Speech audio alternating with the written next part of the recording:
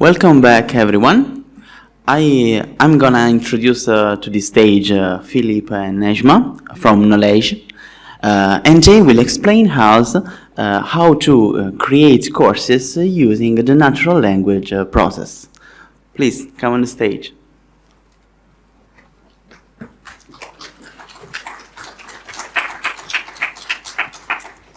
Thank you, Ilario. Hello, thank you, Ilario. Yes. So the company behind NOLEJ is Neuronys. It's an educational startup, EdTech, based in north of France, very young, which aim to use artificial intelligence to speed up the course creation. But I don't like to talk about artificial intelligence. I really prefer to talk about augmented intelligence, AI, because we really want to keep the human in the loop, of course. Just get the knowledge, do, let's say, 80-90% of the job, and the human just to revise what the AI has produced. So, as you all know, I'm sure, we are in a fast-paced work environment where we have these challenges to train in the moment of needs, but it's difficult because needs change very quickly, and usually it costs a lot of money, and it's time-consuming to create e-learning modules. So one of the consequences we can see because of the fast-paced work environment, 42% of jobs are at risk with the obsolescence of competencies. 93% of workers are ready to learn by themselves instead of following courses in the organization. They will go on Udemy or Coursera or whatever on YouTube to learn. And 51% of workers are afraid to lose a job because they feel that they are lacking competencies. So, in order to solve this problem of course creation, which is what Nejma explained, we have developed NOLEJ, which is an AI-powered authoring tool, which will create activity at scale. So the goal is really to start from any passive document you have already, like web, PDF, PowerPoint, but also audio and video, and using NOLEJ, transform this static document into interactive document, so interactive book, interactive video, and lots of activities, but to be fully compatible with the e-learning platform that exists today. So we are supporting SCORM and H5P, and Ilias is supporting H5P. But to power this tool, and that we are relying on what we call natural language processing, NLP in English, which is a subfield of artificial intelligence. And actually, within natural language processing, there is one branch which is called natural language understanding, and another one which is natural language generation. And I'm pretty sure that you already use this component in your life. If you have a Siri watch or a Google Home or Alexa at your home, you already speak to a device that will use a first intelligence, which is called automatic speech recognition, which will transform your voice into text. Then you will be using natural language understanding AI that will understand what you ask as a question, what is your intent. Then there will be the third AI that will be involved, that will generate the answer to your question or your description of next flight or whatever. And of course, there will be the fourth AI module that will be used, which is the text-to-speech, and that's where you hear an artificial voice in the watch, in the Alexa device. So that's already what you are using. But the key component is natural language processing, which is not a new technique. It's something that has been used already in the 50s, even before that the name artificial intelligence has been created in 56. But at that time, it was using mainly statistics and probability, and it was dealing at word level, for example, mainly. And so each word will be represented as a token, and the token will not take care of the uppercase, lowercase, it will be just uncased. Then we will attach the meaning of the token, the meaning of the word, so let's say to be, but even was, were, has been, and so on. It's the same lemma. We call that lemma because it is the same meaning, just a different tense. So that's a second step. Then it's important to recognize within the sentences what is the part of speech, pos, which is if it is a subject, a name, a conjunction, an adverb, a proper name, whatever. And it's important because if I say I flight from Paris to Bologna yesterday, or not yesterday, the day before, or my flight will depart tomorrow at 6:20. Yes, it's too early. The name, the token flight could be either the subject or could be the verb as well. So it's important to recognize this. And then within a big sentence, when I say Bologna and Paris, that's name entity because it's a well-known city. Both are well-known city and very nice city, Bologna. So that will be a name which will be important. So that's all the work that has been done at the word level. But it's important also to take the sentence into account.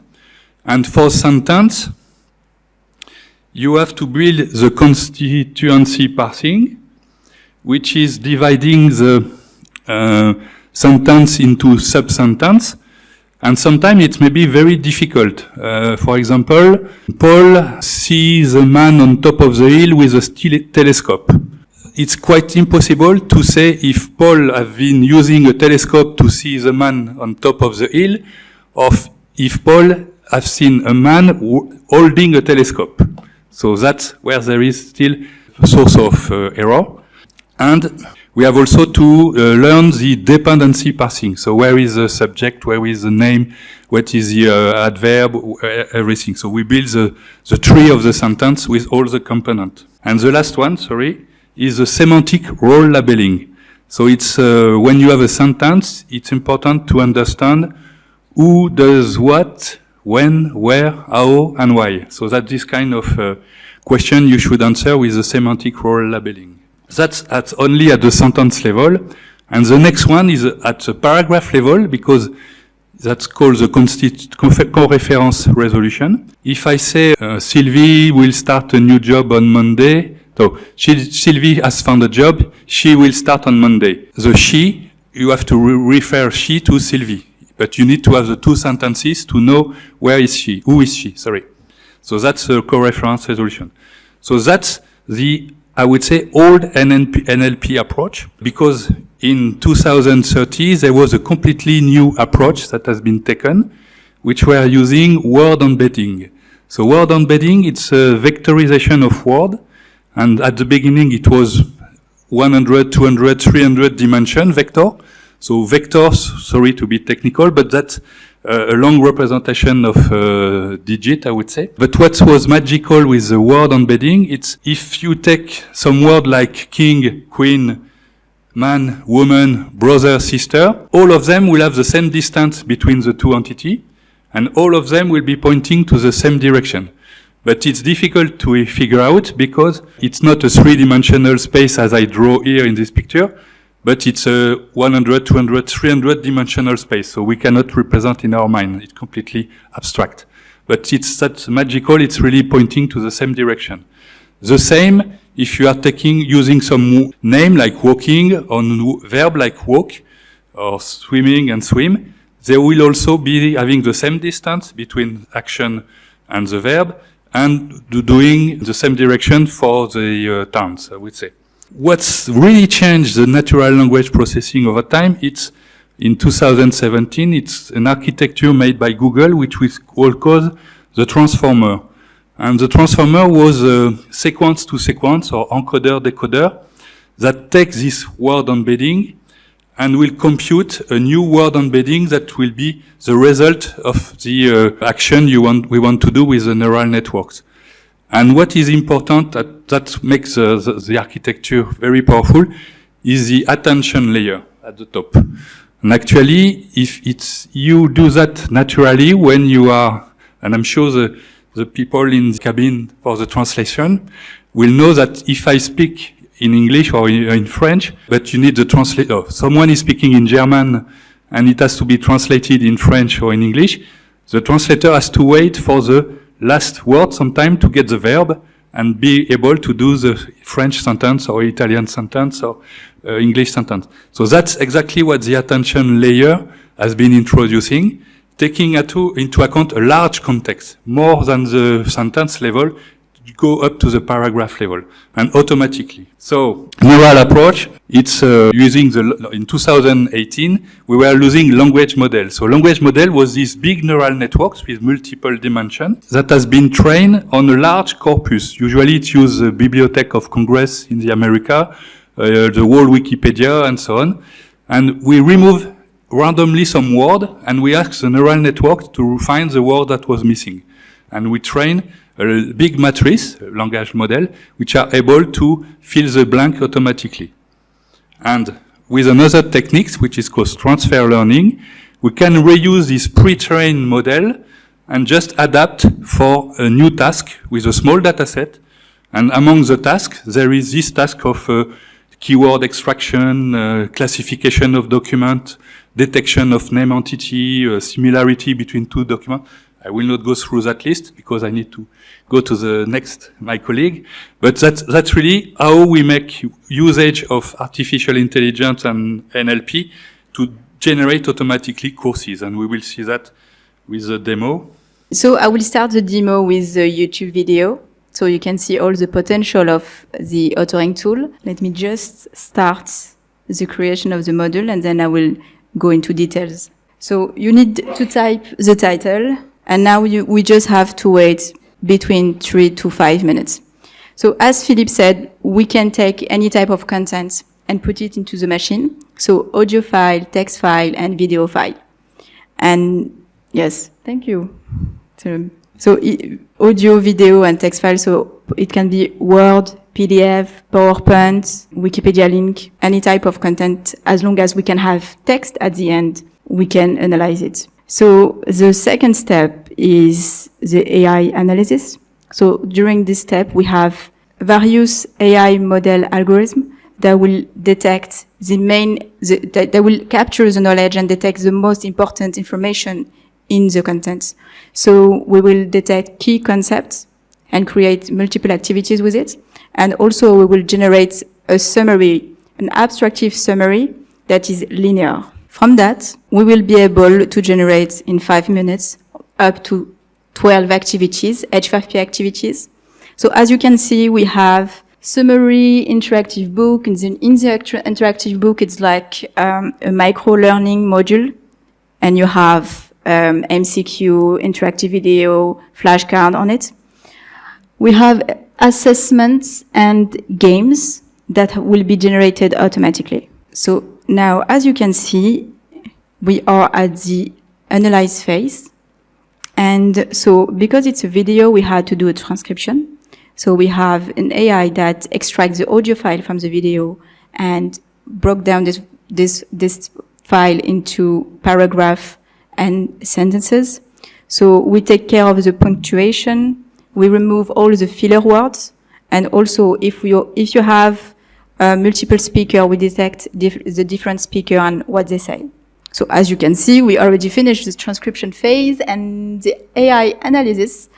And so now the engine is generating all the activities. Do you have any questions so far? Yes. Yeah, I have a question.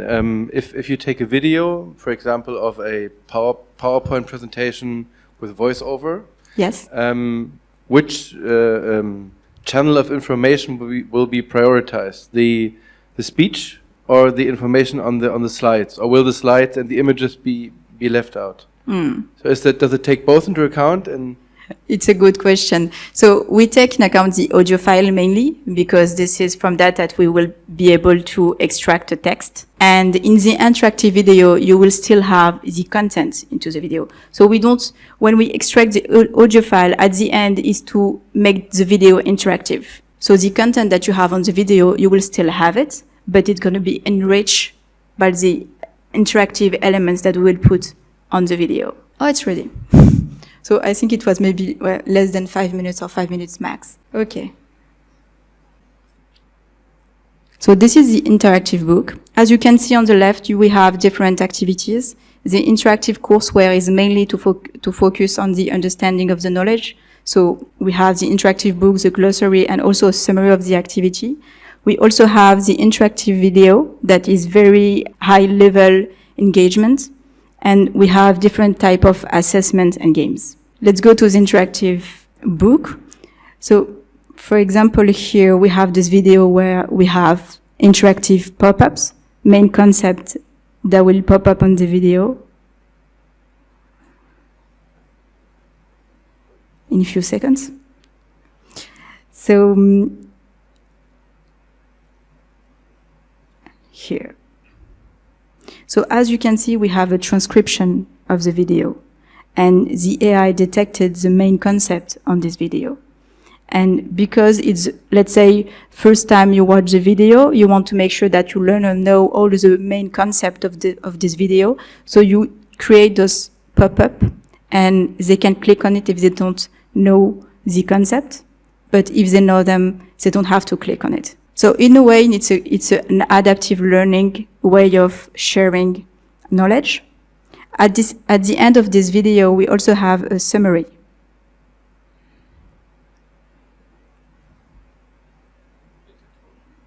Yes. So we have this summary that the AI has generated automatically. Again, what we want to do is to make sure that the learner did understand all the video and has been focused on the video while watching it. Yep. So this is one part of the interactive book. In the interactive book, you also have the glossary. So again, main concepts have been detected, and you have also the definition of the concept. Then we have flashcards, very strong and powerful tool to help for the memorization and the learning. The summary again, drag the word activities, and question set. In the question set, you will have different type of question, fill in the blank, true and false, and MCQ. For the MCQ, as you can see, we have distractors, and distractors have been generated automatically by the AI. Wrong, but I have the feedback, and we do immediate feedback too. Fill in the blank, check, show solution. We also have the possibility to share the interactive book. So you can share it, so your learner can, after the class, after the training, have it on their phone and review the content. You can scan the QR code if you like. Okay, so let's jump into the interactive video. So again, we have all the interactive elements that we had on the previous video, but we added in the middle of the video assessment. What we want to do here is to give the opportunity to the learner to know, to assess himself and see if he got the knowledge while watching the video. So true and false, it can be MCQ, and fill in the blank again. We also have this flashcard activity. So we extract the image and we ask a question to the learner. And here he has to type the answer, which again is very powerful. It's retrieve information. It's very powerful for the learning. Immediate feedback, always. And yes, we also have the game, activities, and find the word. All those activities can be exported in H5P package or SCORM package. Both are compatible with Elias LMS, for example. Any question? Book? Oh, sorry. Nejma, can I also export interactive only, video only, and not a whole book with all these things? Absolutely. You can export all the activities in standalone, or you can export the interactive book.